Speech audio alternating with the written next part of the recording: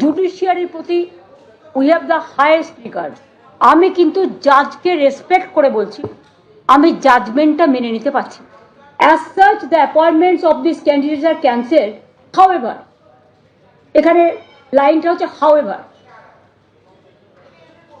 candidates who are already employed need not to be asked to refund or restitute any payments made, তাদের কোনো payment করতে হবে না। কনক্লুশনের last paragraph 49, the disabled candidates mentioned in the previous paragraph will be allowed, মানে যাতে cancel করা হয়েছে, to participate in the press selection process, মানে তাদের অ্যালাউ করা যাবে যাদেরটা বাতিল করা হয়েছে as per court judgment, if required, যদি প্রয়োজন হয়, with age relaxation and other concession. আর মনে রাখবেন, school service commission is autonomous body, we never interfere আর উই ডোন্ট ইন্টারফেয়ার। এবং অলরেডি এডুকেশন মিনিস্টারকে বলেছি যে স্কুল সার্ভিস কমিশন যেটা অটোনমাস অর্গানাইজেশন, তাদের আমাদের ফিলিংসটা জানাতে, what they will do it is there decision, but আমাদের ফিলিংসটা জানাতে যে 3 মাস যখন কোর্ট টাইম দিয়েছে, 3 মাসের মধ্যেই প্রসেস করে কোর্টের ভার্ডিক্ট মেনেই যে 25,000কে বাতিল করা হয়েছে তাদের, এবং সেই সময় যারা অ্যাপ্লাই করেছিল, এটা 2016 কেস সম্ভবত, সেটা এসএসসিটা ভালো বুঝবে, ইটস অটোনমাস অর্গানাইজেশন, তাদের মতো করে করবে।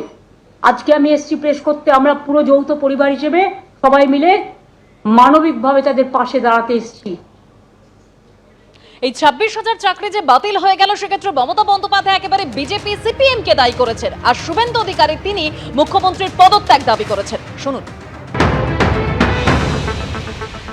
স্বাধীনতার পরে সমস্ত নিয়ম ভেঙে ওএসডি টু এডুকেশন মিনিস্টার সেই কমিটির মেম্বার ছিলেন, পুরো নিয়ন্ত্রণটা নিয়েছিলেন পার্থ চট্টোপাধ্যায়, এবং 18 সাল থেকে 21 সাল পর্যন্ত দফায় দফায় দফায় এই অবৈধ নিয়োগগুলো আপনারা করেছেন, অর্থের বিনিময়ে, রাজনৈতিক পরিচয়ের বিনিময়ে, তৃণমূলের বড় নেতাদের আত্মীয় স্বজন হওয়ার সুবাদে।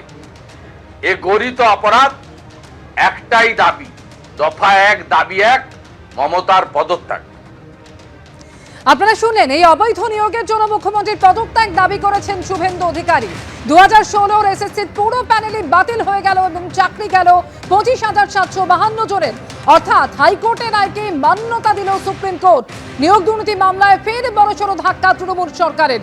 শিক্ষক এবং অশিক্ষক কর্মী মিলিয়ে চাকরি গেল 25,752 জনের। অযোগ্যদের দুর্নীতির মাসুল গুনতে হলো যোগ্যদেরও। পুরো বাছাই প্রক্রিয়ায় কলঙ্কিত ও সমাধানের বাইরে বৃহত্তর পরিসরে জালিয়াতি হয়েছে মন্তব্য করেছেন সুপ্রিম কোর্টের প্রধান বিচারপতি। দুর্নীতি ধামাচাপা দেওয়ার চেষ্টায় পুরো নিয়োগ প্রক্রিয়া অপূরণীয়ভাবে কলুষিত হয়েছে। বাছাই প্রক্রিয়ার বৈধতা এবং বিশ্বাসযোগ্যতা ক্ষুণ্ণ হয়েছে। হাইকোর্টের নির্দেশে হস্তক্ষেপের মতো কোনো কারণ খুঁজে পায়নি। যারা কলঙ্কিত নন তারা আগে যে সরকারি দপ্তরে কাজ করতেন সেখানে কাজ করতে পারবেন। 3 মাসের মধ্যে পুনর্বহালের নির্দেশ সুপ্রিম কোর্টের। 25,752 জনের চাকরি গেলেও বিশেষভাবে সক্ষমদের ছাড় দিয়েছে সুপ্রিম কোর্ট। যতদিন না পর্যন্ত নতুন নিয়োগ প্রক্রিয়া শুরু হচ্ছে ততদিন বিশেষভাবে সক্ষমরা স্কুলে যেতে পারবেন এবং বেতন পাবেন। ক্যান্সার আক্রান্ত সোমা দাসের চাকরিও বহাল রেখেছে সুপ্রিম কোর্ট।